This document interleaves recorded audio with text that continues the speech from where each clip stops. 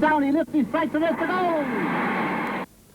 Come, gather round me, boys, tonight, and raise your glasses high. Come, rocky stars and rover spars, let welcome hit the sky. Let bound bonfires blaze in heroes' praise, let Shandon echo sing. For homeward bound, with hurling crowns, comes gallant Christy ring. To every man his game and sport, as every man his creed. But where's the race that can compare with Cork's own hurling breed? As fair and free in fierce melee, oh, the ash and leather sing. Both swift among the blades outflung, most fearless Christy ring. Before we leave this hallowed spot, let us bide just a few moments longer and cast our minds back over the years through which so many of us had the honour to know, to play with, or against Christy Ring. What more can be said of him, of his prowess, of his competitiveness, that has not been said already?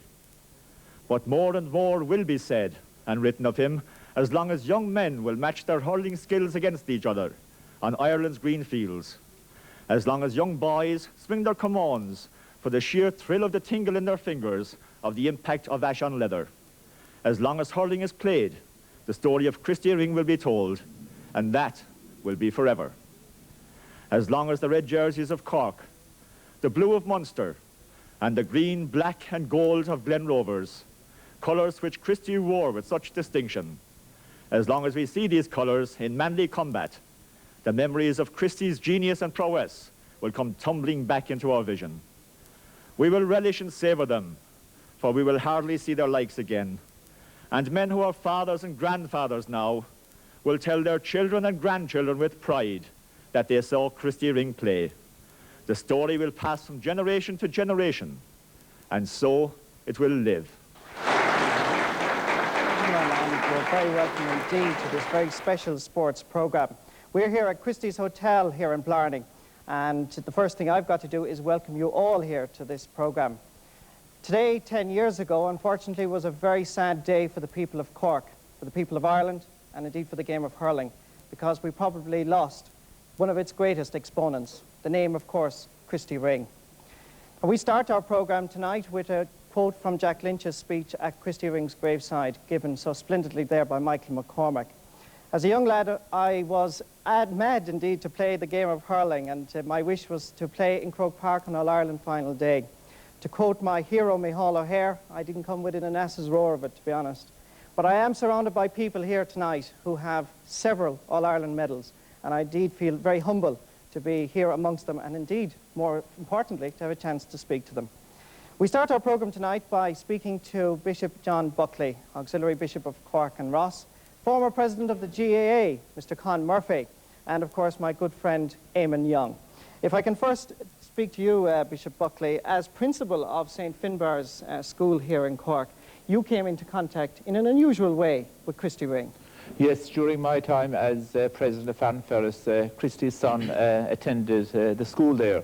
And of course, Christy was very interested in the college and in his welfare and his academic formation and so on. And of course, Fanferris, we attached great importance to the game of hurling. And I imagine that was one of the reasons why he sent Christy to Fanferris, Christy Jr.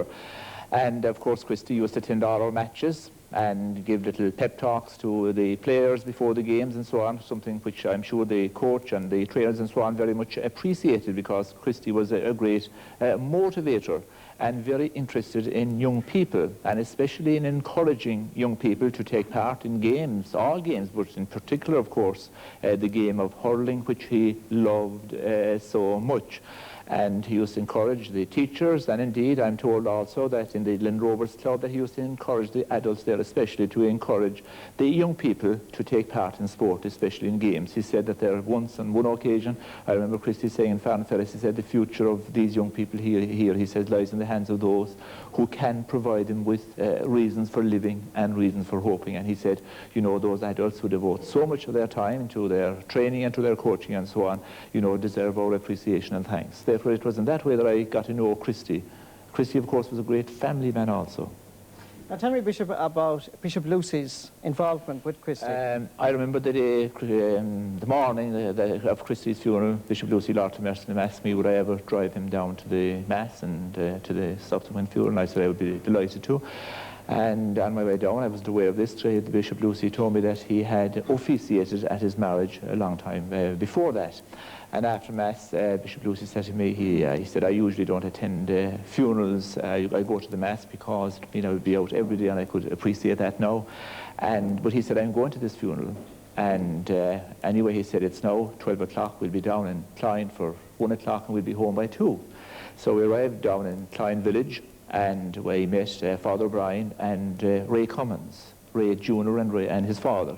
And we said, I suppose, don't be long more, but they said, no, this funeral is the largest cortege, I think, since Terence McSweeney. And we were told that it would be at least 3 o'clock before they arrived. In fact, it was 5:30.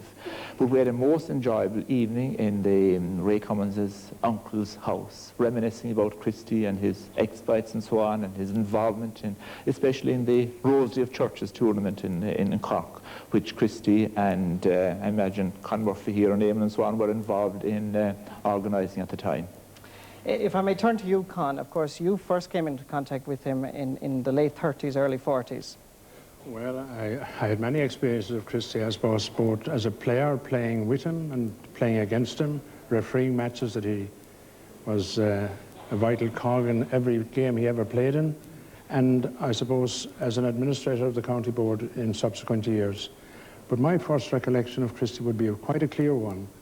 And I think Eamon might have something further to say about this, but I remember clearly being in Thurles as a young person looking at the game of the Munster finals, and Christy was playing, I'm not sure now, but he certainly was playing in the half-back line for the Cork minor hurling team. And I would say without any shadow of a doubt, and in the second half that day, but for Christy's foraging up the field and putting some new life into the game and bringing some new talent into the game that he had never shown before, we wouldn't have won that Munster Championship final. And I think that was the first time that most people realised here was a hero and here was a star in the making. Now, in subsequent years, of course, I had many tremendous experiences. I played with him, and I was very humble and very honoured to be playing with a man of his calibre in the 4 in a row time, and in subsequent years when we had near misses and so on and so forth. And Christy was always an inspiration, even in his younger times, playing against wits and seasoned players as Jack Lynch and Paddy Donovan, Dr. Jim Young over here, Sonny Buckley and many others on the same team as him. Still, he was up there with them even as a young man on the team, and was able to hold his place and give the inspiration even at a time when it would be needed. And we often talk about winning the 4 in a row, and we often talk about 56 when Christy Ring went wild in Thurles one evening, and when Limerick had the game won hands down, he scored 3 goals.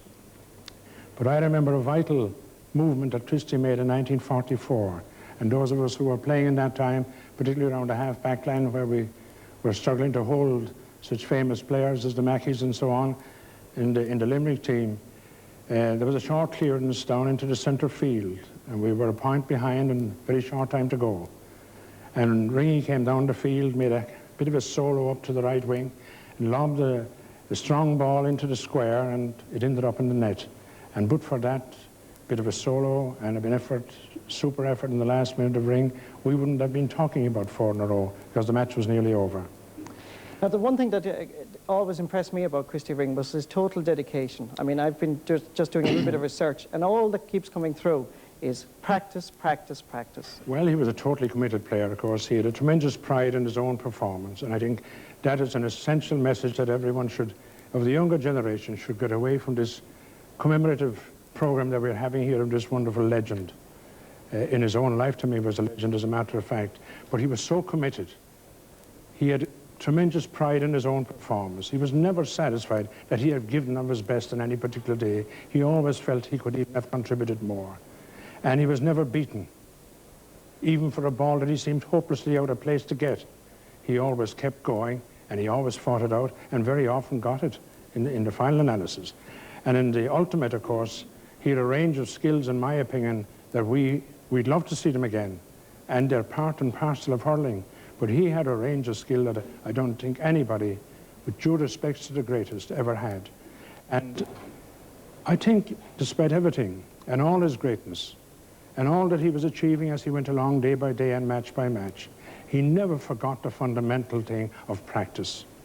And he had, even in his course of his days, outing in his job, he used to always carry his hurley with him and a slitter, and he used to go into various locations, fields, farmers' fields, through the country, and practice vital skills, and so on and so forth. And I remember well out my own country towards the West Cork, where he used a particular field daily almost when he was in that area, and it is on record that part of that field was donated eventually by that farmer to the Christy Ring Commemorative Fund when it was launched, which I think is a part of history. Indeed. But I had another experience of Christy as well as a referee. And when you're refereeing a match, you know, you have to be reasonably observant, and with Christy playing, you had to be doubly observant. But there was one thing about him that always amazed me, and it is a tribute again to his reading of the game and his capacity to read the game, which is very fundamental to the game and how it is played, and how every individual makes his mark in the game. But as a referee, you'll be trying to be in the right place all the time, moving to where the ball should be, anticipating the next stroke. But I often found myself going that way, and I felt Ring coming this way, because he was just after giving one look, and he says, well, this ball is going to be cleared. And he was often out to be the receiver of the ball. 9 times out of 10, he might err now and again, but very often he was there and capitalized on what he might have seen was going to happen before anybody else noticed it. I think that was a tremendous tribute to the man's reading of the game. Another aspect of the game was, I think, that he was able to assess pretty accurately, not alone the weakness of his opposing team, but the weakness and the strengths of every individual player on the team that he was playing against. And that, I think, too, is something that he should get real credit for. He was regarded, I think, by those looking at him as a distance as a tremendous hurler. But he had many other attributes. Indeed. Highly intelligent man. We're going to hit some of those, indeed, Con, as the evening progresses. I'm now, of course, joined on my right-hand side here by this good-looking chap, Eamon Young. Now, Eamon, you knew Christy in his latter years. You knew him both as a family man and, indeed, as a sportsman. What impressed you? Well, I suppose a sportsman is very important, but possibly a family man is more important still. And the only thing I can say about Riggy as a family man is that I think he set a model which a lot of us, which I certainly would do my best to emulate. I don't think I'd achieve it. I think he was a fine fella that way. And mind you, he had a great religious sense. And I think most people know this, that the famous medal, the great 8th medal, was donated to the church in St. Augustine's and was placed in a chalice in St. Augustine's. I saw the chalice myself, and I'm not desperately religious, tell you the truth, in spite of the presence of our distinguished friend over here on my left, but at the same time, I was very impressed. He was a lovely fellow that way, a lovely family man. As a sportsman, I think apart from the skill, the dedication, the brains, the study of the game that he did in photographs as well as everything else, I think the very important thing was the man believed in himself. He really believed in himself, and that man said to me, he said the same to Joe Salmon. I was talking to Joe before we came in. He said to me, I often met, he said, fellas who were better hurlers than me, he said, but I never met a man, he said, who was stronger than me. Well, no, I mean, he wasn't, both statements were wrong in my view, because there was nobody a better hurler, and there certainly were people around who were stronger than him. But the important thing is that the belief the fella had in himself made him so strong that he was the strongest. Yes, total mental attitude. Mentally. He believed in himself. Right.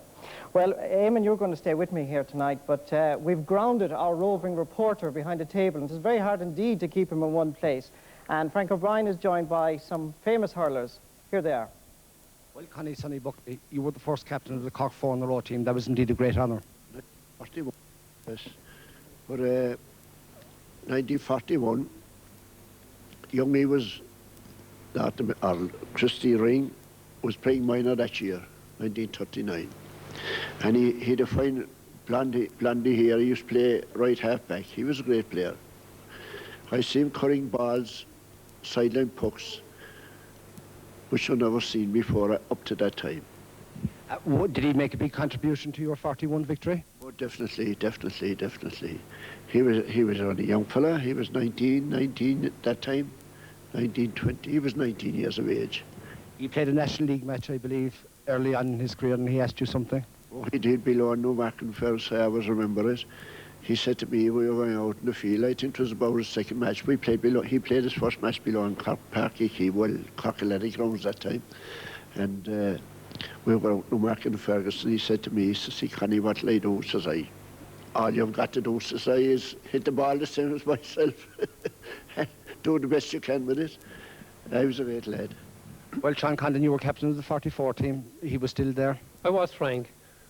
Well, Frank, I remember when Christy Ring played his first match for Glen Rovers. It was also my first match with St. Finbarr's. It was in the semi-final of the championship in 1941. And up to the time I played Holland, I was either playing with him or against him.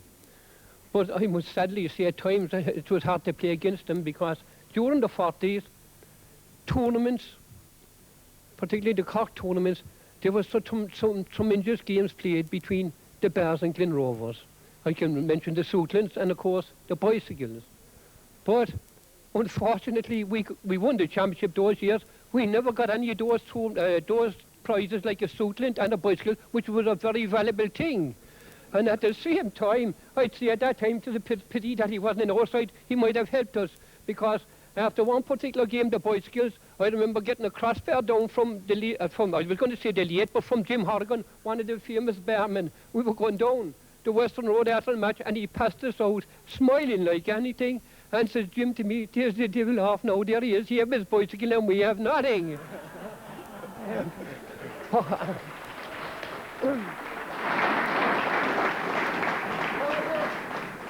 During the 40s, of course, as I say, the rivalry between Glen Rovers and the Bears was tremendous, and we had our good days and we had our bad days. But I say he put play to us on many occasions.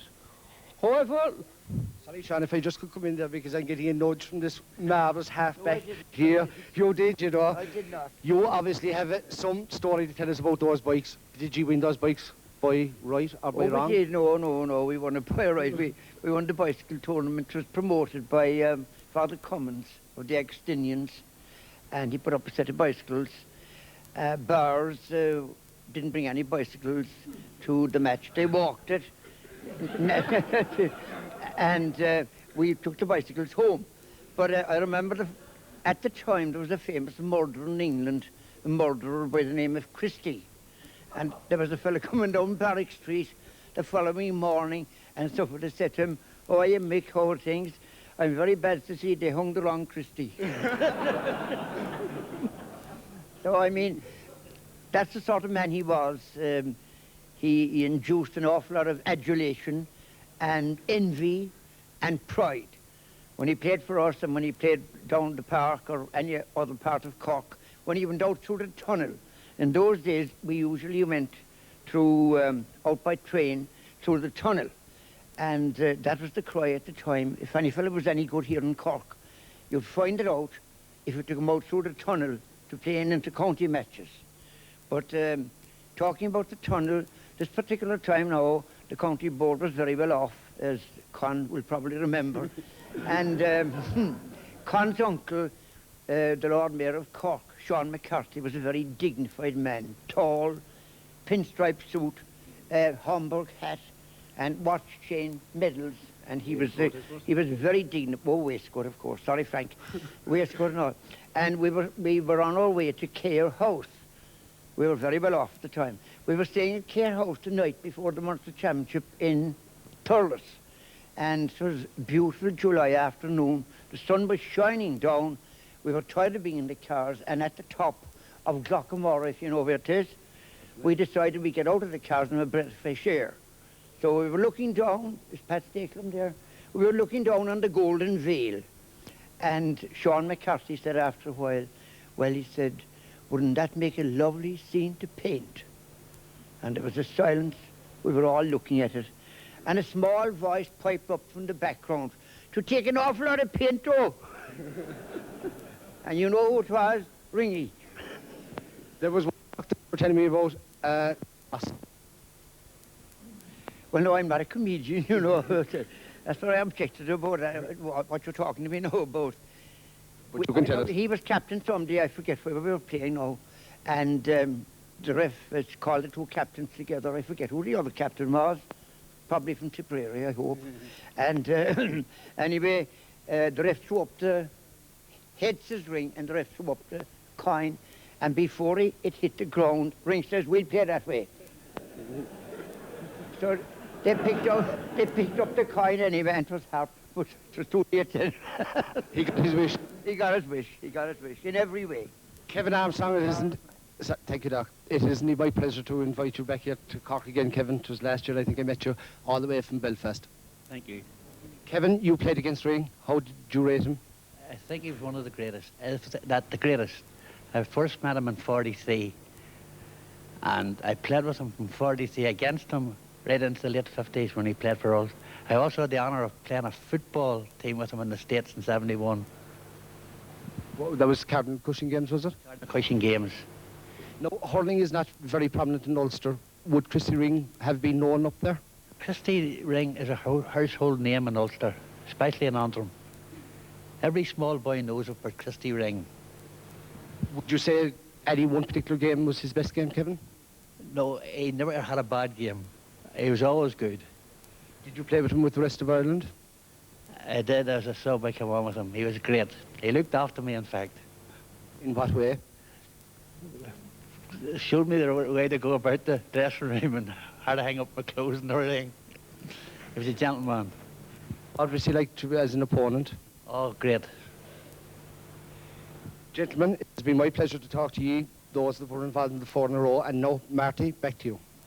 Yes, indeed, and we'll be joining Frank again later on. Well, although Christy Ring is no longer physically with us, I think by the end of tonight's programme you will see that Christy Ring's spirit is still with us and indeed will live on forever. But tonight is a happy night, and to give us a bit of entertainment here tonight, the Sarsfield's Glenmire Set Dance are going to give us an old tune here on the floor. They're coached by Mary Rose Hayes. Ladies and gentlemen, will you welcome please the Sarsfield Glenmire Set Dancers.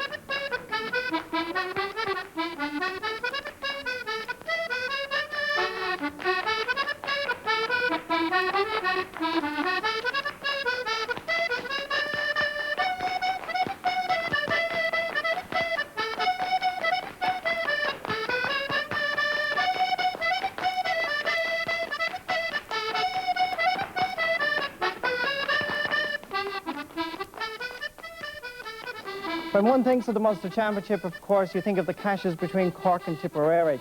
Indeed, Cork had many clashes with Clare as well, and it's my pleasure to introduce two names, when you think of those counties, come to mind immediately. John Doyle of Tipperary and Jimmy Smith of Clare.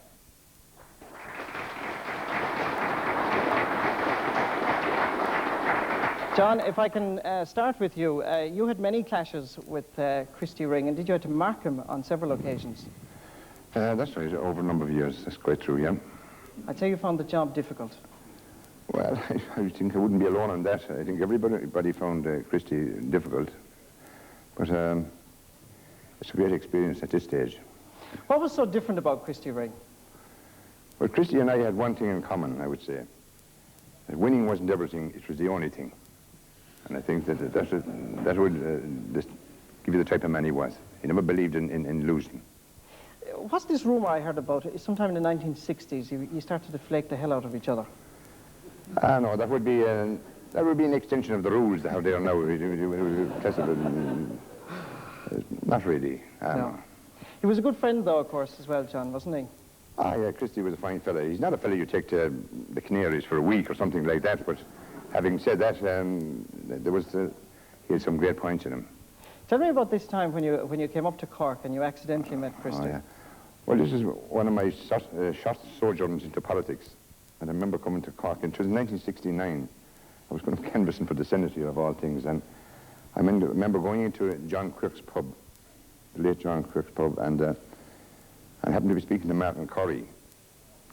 And in comes the Bowl Christy, and per usual, he wanted to know what I was doing in Cork. He thought it was something to do with the GA, but anyhow, I proceeded to tell him, and to my surprise, and I couldn't believe it, he offered his services there and then to take me around for the day, which needless to say, I accepted. And indeed, I will always be indebted to him for it.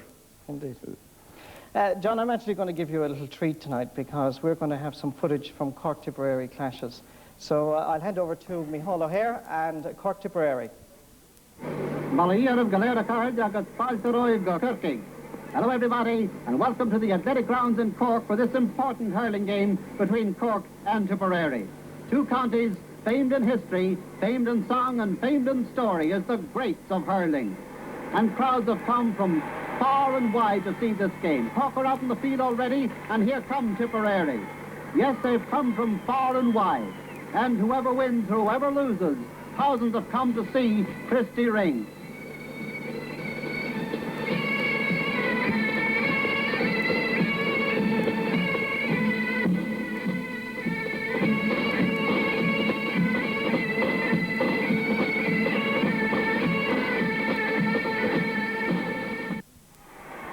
Outside the ground, the boat makes its way up the Lee. Inside the ground, everything's set, everything ready for the start of this great game. And the game is on. Luishin an líróid be ceanna in a páiste, tá Christy Ring an áidir, a chuil de hír an líróid I go lobú agus a bastúd an ruha. Free for Tipperary, the shortish one. It's knocked down there by Paddy Hart. Paddy Hart, a long ball now for Cork, right up the field. Right in towards the goal. Tony Wall is there. Christy Ring is out on the wing waiting for it. They're tossing in around the goal mouth, very near the end line now. Paddy Barry gets it up into his hand. Ball from his hand. Right in on top of the ball now. Teddy Maloney deflects it around the post for a 70 for Cork. And Jerry O'Sullivan is going to take it. He sends it a high one, but it's the shortish one. Out comes Christy Ring. He doubles on it. It's got in and it's over the bar for a point. Tipperary attacking here, the Cork back line, standing up to it well. Out comes the clearance, way down into the centre of the field. Attitude by Christy Ring, on in towards the goal net, but there's a foul in there. He appeals, and the appeal is upheld. A free in for Cork, and Christy Ring is going to take it. He bends down, he lifts, he strikes, and it's the goal! Indeed, the great Christy Ring and Micheál O'Hare there. John, the Cork-Tipperary clashes were always something different, weren't they? Yeah, well, there was a great rivalry between Cork and Tip. I suppose it was a friendly rivalry as such. Yes. But, you know, we were able to do battle with one another. But at the end of the day, I think both of us were big enough to be able to accept the results. I think that was great. John, you said something to me earlier about the difference about Christy Ring was that not alone was he able to give it, but he was able to take it as well. Well, Christy had a couple of great advantages. Well, he had a couple of great traits, and he would test you for your guts fairly early on. I mean, I can assure you, after playing on him, he'd find out fairly early how courageous you were and that. And honestly, a lot of the times I played against him, I was afraid of my life, but even though he didn't know that, but I had to bluff my way through. But I think anybody that ever played him, if they were honest, they would say the same thing. Not that he was dirty or anything, but he always played the rules to the full limit. He always extended the rules to the limit. But I mean, he was that type of player. Indeed. Jimmy, if I can move on to you and ask you, because you had the pleasure of playing with him in Munster for how many years exactly? I played 11 years with him, Munster beside him. I think I nearly played as long with him as any Cockman, but I played for a good number of times anyway. I played 21 times with him in Railway Cup.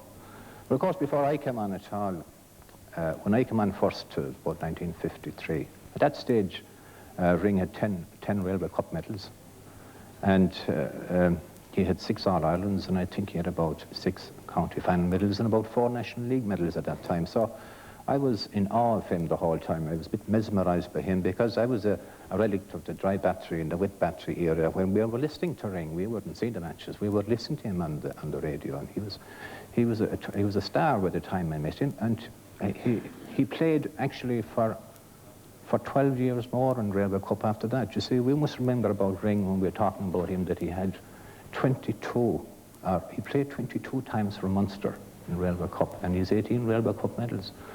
And Railway Cup was the second major competition in the country at that time, because they were breaking in, at that time, in St. Patrick's Day, they were breaking in the styles to get into those matches. Was the highlight of your own career playing with Munster and playing with Christy? Well, it was to say in County Clare you wouldn't have any chance, and to have the privilege actually of playing beside, I suppose, the greatest hurler, I suppose, in my time anyway. I didn't see an Aki, but he had, it's very hard to isolate his greatness. You talk about his great skills, and because you get people that were equally good to strike a ball from the left or the right or from in the air. He was able to do everything, running and elsewhere, but he had great strength. But I think his greatness actually lay in his tremendous balance. And he was a work of art. I think there's Amy Young said it there sometime to me, that he was an Nijinsky. He looked the ballet dancer on the pitch. You'd never get a photograph of Ring, but he was a work of, he looked the part. He was squat, he was compact, and he looked well. Even in the dressing room before the matches, when I'd sit beside him and he laced his boots. He laced them. He always was immaculately dressed. He always had a beautiful white togs. And he always put the jersey right inside the togs, and he laced his boots. And now and again he'd go back to his, he was a great cockman too, by the way. He always went back to Willie John Daly and to Paddy Bally and Josie Hartnett. He said something to them. I didn't know what he was talking about. And then he come back to me again. He talked about the match that we were going to win it at all costs. And this was in his mind, and this is how he imbued you as you sat beside him in the dressing room. And sometimes before the match he'd get up and in the dressing rooms and he'd strike the ball off the side of the wall. And then we were all on the way to a victory. And we won more often than we lost. Did he pass the ball to you? Well, it's a rare thing actually in Railway Cup hurling. It's very rarely you saw passes being given, because I think there was a lot of jealousy between the provinces at that time. In 11 years, I think I got 2 passes. Not bad. Not bad. I can remember them actually. I got one from Terry Kelly, a cockman. I got another one from Jimmy Dye. It's very rarely we give passes, but we did give passes to Ring, because I think Christy always felt that when he got the ball, he was able to manage it himself, and 99% of the time he was. He had great memory as well, hadn't he? He had great memories. He could go back over the matches that were won and lost. He was able to remember every puck. He knew exactly how the fault, if it rose at the other side of the field, he was able to tell you. If there was a refereeing decision that he didn't like, he'd tell you also, and he was able to go back to 12 years and remember when a referee gave a free disallowed. That way he'd tell you that, well, if the referee had blown that whistle, they'd won the match. That type of thing. Well, Jimmy and John, thank you very much indeed. We're going to go back now to Frank O'Brien. and he has some members of the great 3-in-a-row Cork team. Well, Paddy Barry, you were captain of the first 3 in a row in 52. It was your first All-Ireland final. It was ring 6th. Were you anyway inhibited by that? Well, I didn't think about it that way, Frank, actually. It was a great honour for me to be captain of the team, and for this I must thank the stars men of 51 who won the county, and we were a long time trying to win the county, and it was a great achievement, especially for Mick Brennan, one of the great salesmen of all time, who passed away not too long ago. I was very lucky too to be on the same team as Christy, because he was a great help to me in the fact that it used to always take 2 or 3 men to mark Christy, and I was able to slip away on my own and do a little bit of damage without anybody marking me. A lot of that you did, Paddy, I'm sure. Well, I was listening to Jimmy Smith there that he didn't get any passes, but you see, the thing is that we were passing the ball to Christy. And Willie John, all the way from Carricktool, you used to travel with Ring in the car. Was that a dangerous exercise? It was a very pleasant exercise, I can tell you, because we had great company in Jim Barry, our trainer, Matty Foy, and Tony Shaughnessy. And coming home, it was always a pleasure, because when he would, for the first, coming from Dublin especially, for the first hour to be nothing more in the game that we played that day, every puck of the ball. Well then, himself and Tough, they could be arguing all the way down, or else they could sing all the way down, and both of them were grand singers. I'm sure that is not appreciated at all. What a good singer Christy Ring was. We used to love to hear him singing all the old rebel songs and so forth. And Jan Young was speaking a while ago about strength. To me, Christy Ring was the strongest player I ever saw. His hurley, I'm sure there are good strong men here tonight, but any of them never played with the weight of the hurley that Christy Ring played with. And this was a very important feature of his game, because he had the strength in the wrists, and this is where he had the drive, and especially on ground hurley. It was, any of us, we often lifted his hurley, and I can guarantee you we could not play with the hurley, because he had his ability and the strength, and he was the best I ever saw in the game of hurling. And Johnny Clifford, when throwing the ball, that famous story, I think you can tell us. Yeah, well, you were asking Willie there about a funny story. Well, it's funny in one way, and it shows you the outlook of the man in the other way. I was in Croke Park 2 years ago. Somebody asked me to give a lecture to, you know, there was coaches involved. And at 12 o'clock in the morning, there was a group of people up on stage, and they were discussing the game today, and somebody asked, was there too much motivation in the game today? And there was a certain referee there, and of course he got his opportunity, and he jumped up and he said, of course there's too much motivation. Too much of it altogether today. And in general, the people on stage agreed with him. So I was first up in the afternoon, and I like to be honest about those things, and I was delighted with John Doyle there a while ago when he gave an honest opinion on what Cork and Tip was. And this happened, and I said to the audience, I said, look, I'd want to clear the air that I think if we're not honest with one another in the association, we have no business playing the game or being involved. And I said, the day that we have 30 zombies out in Croke Park, you will have no spectators. But this is true. Cork and Tip played in a Munster final. And as has been known, there were battles in every sense of the word.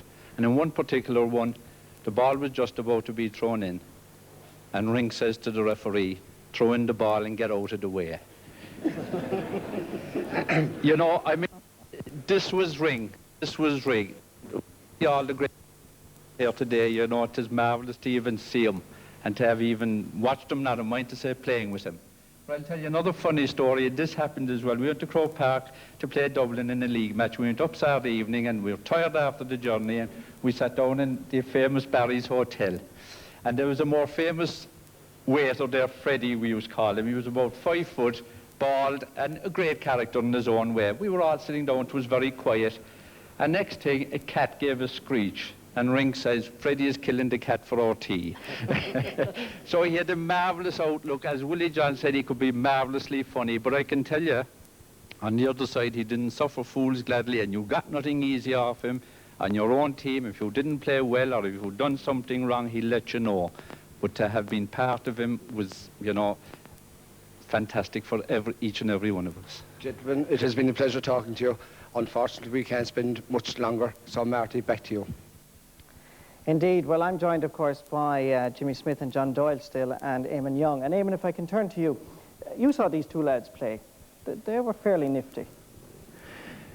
I saw them play, I did, and they didn't give me any great joy at all at times, I will be quite honest. These four over here, these four Corkmen, gave me far more joy, great men that they were. But however, I have to admit that that Jimmy Smith was a beautiful ball player, and given half a chance, it was a goal.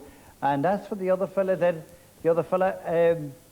I think in addition to everything else, he was pretty fast on his feet as well. We all know about the real tough, manly way John Doyle hurled. But in addition to that, I think he was fast on his feet and well able to hurl as well. And I remember saying to Ringy one day, we were playing a squash match. It was all over, and we started talking about the only subject in life, I think, that appealed to Ringy apart from his family. So we started talking about Tipperary, of course, and you know, I was very happy. I'd go running down Tipperary every chance I got. But anyway, I said, well, what about John Doyle? John Doyle, he was a good hurler and all the rest of it. He turned to me, Doyle, he said, that fella gave me sleepless nights. and I believe every bit of it. If I can turn now to John Doyle. John, 10 years, Christy Ring has been lost to us, but I think his memory still lingers on. You know, that's it's an amazing thing. It's not amazing, really, but yeah, I can meet young fellas now that never even saw Ring play, and they still speak to the same as if they had seen him play or if they knew him. It's an amazing thing that he's gone from his 10 years, which is hard to believe that he's dead 10 years, but his memory lingers on, which I think is marvellous. And I must say it's a tribute to the people of Cork, that he's still their king and that they look upon him as that, and I think that's a marvellous tribute to him.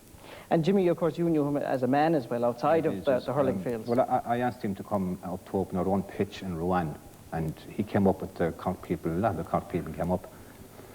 And I was secretary of the hurling committee that was in charge of the revival of hurling that time under Alf Murray, and he said to me, he says, Jim, anytime you want me for anything, I'll be there. And that same day, actually, he left the pitch and he came down, and amongst all the adulation, the people talking to him, he would come down with me, and he sat in the kitchen.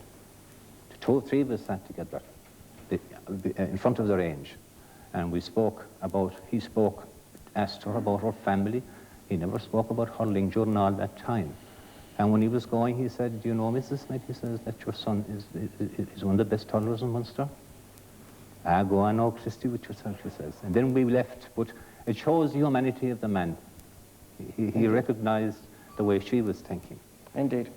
Well, tonight, of course, is an important night, and we're going to have a little bit of music now. For the last 30 years, if you mention Céilí music, the name that comes to mind immediately is Donald Ring. And tonight, they're going to sing for you the ballad of Bold Christy Ring. Ladies and gentlemen, will you welcome, please, the Donald Ring Céilí Band.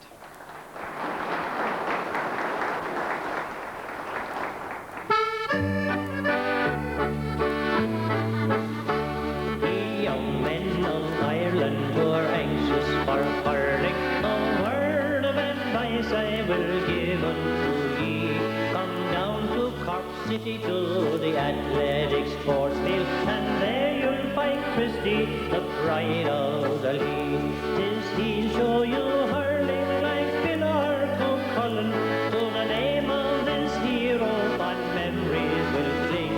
From Galway to Dublin, from Beirut to Malin, all Ireland is toasting the Bold Christy Ring. For lifting and striking and doubling like lightning, for point and goal scoring, his praises will sing. His hurling's most glorious, he's always victorious. He's Cork's darling hurler, the Bold Christy Ring. Great hurlers we've had from all over the country, Blackrock, Beauty, Collin, Sean Owen, John Quirk, Jack Lynch of Glen Rovers, the Bars and the Redmonds, and the brave lads from Carrick who never did shirk. Tiprary's Pat Stakelum, Bannon and Kenny, the Rackards of Wexford and always McKing, John Keane of the DC's, Mick Mackey of Limerick, they all must give way to the Bow Christy ring for lifting and striking and doubling like lightning, for point and goal scoring, his praises will sing. He's hurling's most glorious, he's always victorious, he's Cork's darling hurler, the Bow Christy ring. In great hurling matches against Tip and Kilkenny, against Galway and Dublin, against Wexford and Clare, against Waterford, Limerick and all other counties, our hero was foremost, he never showed fear. 8 medals he now has, a record unbroken, of hurlers he now must be surely the king. So boys all together, one last rousing chorus, 3 cheers for the maestro, the Bow Christy ring, for lifting and striking and doubling like lightning, for point and goal scoring, his praises will sing. His hurling's most glorious, he's always victorious, he's Cork's darling hurler, the Bow Christy ring.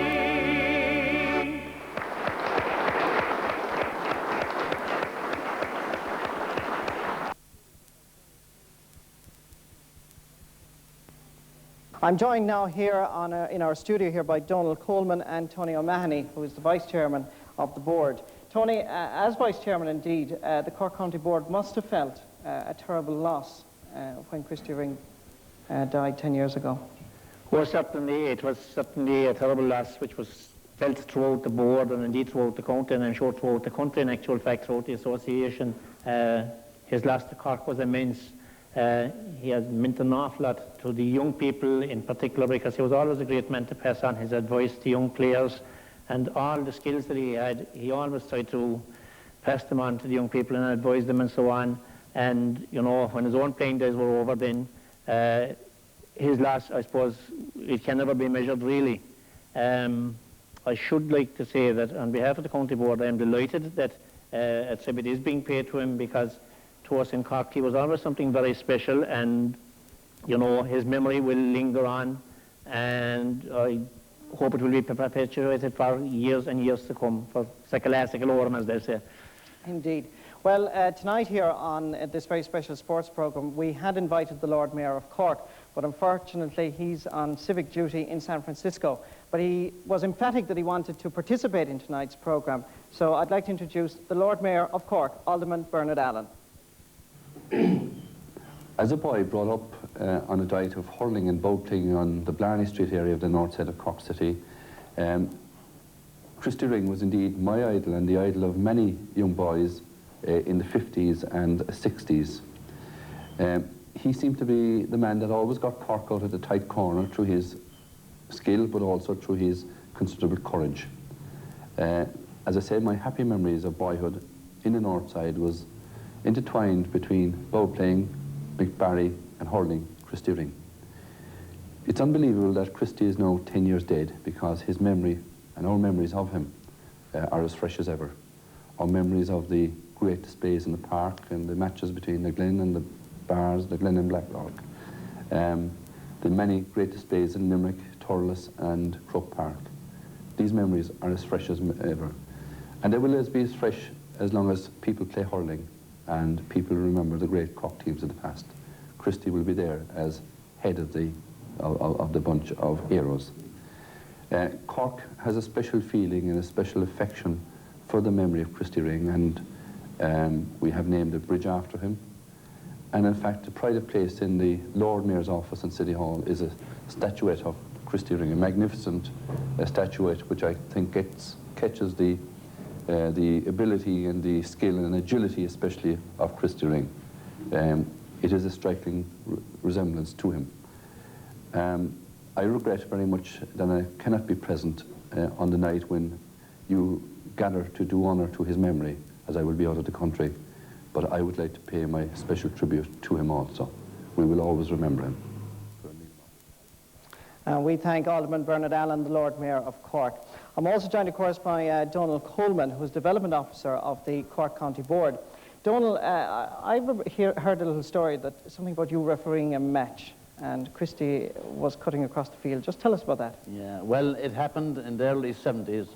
I was refereeing an intermediate hurling championship, first round replay at Kinsale. And as I was about to throw in the ball to start the second half, I saw by the side of my eye the bold Christy walking across the pitch. And as he was passing me, he said, "Coleman, you're playing again today with him. Coleman, you're playing again today with him." But the message I got from that was, here was Christy, many years after he winning his first All-Ireland for Cork, out in Kinsale with the Glyn's second team, not casting any reflection on their second team, but there he was as enthusiastic that day about the Glyn Rovers as if they were playing a county final. I think that typifies the interest the man had in coming Luke Lescale. Well, Donal, you'll be delighted to hear that during the week, our roving reporter, Frank O'Brien, hit the road once again, and he visited Cloyne, where he met Christy's sister Mary, who is now, of course, married to Ger O'Keefe. Here's Frank O'Brien. Well, Mary, this is the room where Christy gave his last interview. That's right. I was with Donegal Dooley, was it? Yes, that's right. I'm sure many famous people have come into this room. Many, many famous people.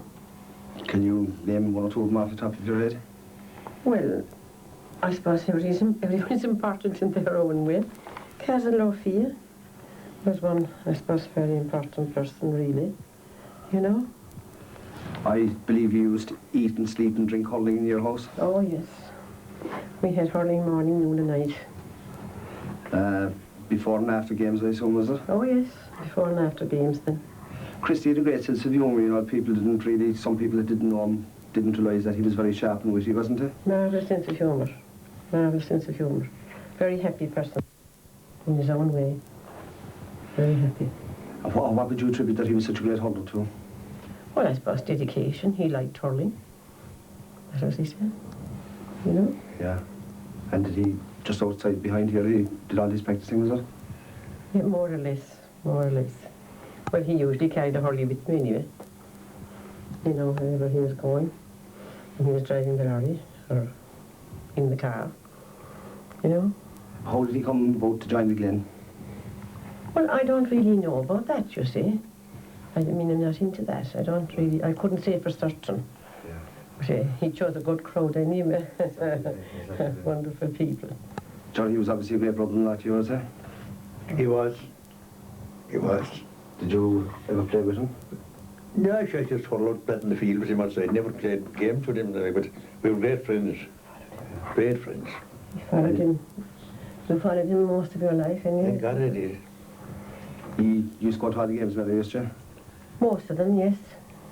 Most of them. And would you get excited at a match? Oh, yes. Oh, yes. Would you throw a few abusive words at the referee? Oh, no, I never did that. And Christy always said about Dublin, there was no point in going to, what was it, quite Crow Park unless you won, was it? Oh, well, I mean, it is disappointing if you go to the final and lose for anybody, isn't it? Yeah. And you tell me the one about the back of the lorry. You went to Crow Park in the back of the lorry one time? Oh, not in the back of the lorry, but I went in a lorry. A lorry? Yes. From Clyde? In the front, yes. It was a long journey, obviously. My own, yes. It was a long journey, but we didn't mind. You don't mind those things when you're young. John Mary, thanks very much. That was, of course, Christy's sister Mary and her husband, Ger O'Keefe.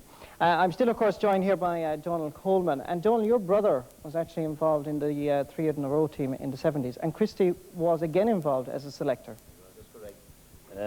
Brother Martin was lucky to be a member of the great Cork team of 76, 77 and 78. And Christy was a selector of those 3 years. And after every game, you know, brothers would meet and have a chat. And Martin always had, well, fair play to Christy. He gave us a fantastic pep talk today. He encouraged the lads, he drove them on, he helped them on. And actually when he died in March of 79, that was the one regret Martin had, that Christy would no longer be available to be a selector to the Cork team. Great tribute has been paid to him as a player, rightly so. In my opinion, he's gone down as one of the greatest hurlers of all time. But as well as that, he was a fantastic man behind the scenes as a selector, as a motivator. Indeed, Donal. Well, yesterday, one man who played quite a significant part for Cork 10, 20 years ago was, of course, Jack Lynch. And yesterday, we went to Dublin and we met the real Taoiseach, Mr. Jack Lynch. You were the man that's responsible for actually luring Christy Ring to Glen Rovers? Well, I wouldn't say luring, but I remember when I met him one day, and I had been friendly with him before, and I believe he had had some disagreement with his own club, Cloyne, and he was still playing in the county, but he had no club. He was like those golfers who were described as in italics, unattached. So I told Christy that wasn't doing his hurling any good, and I said, why wouldn't he go back and patch up with whatever differences he had with Cloyne?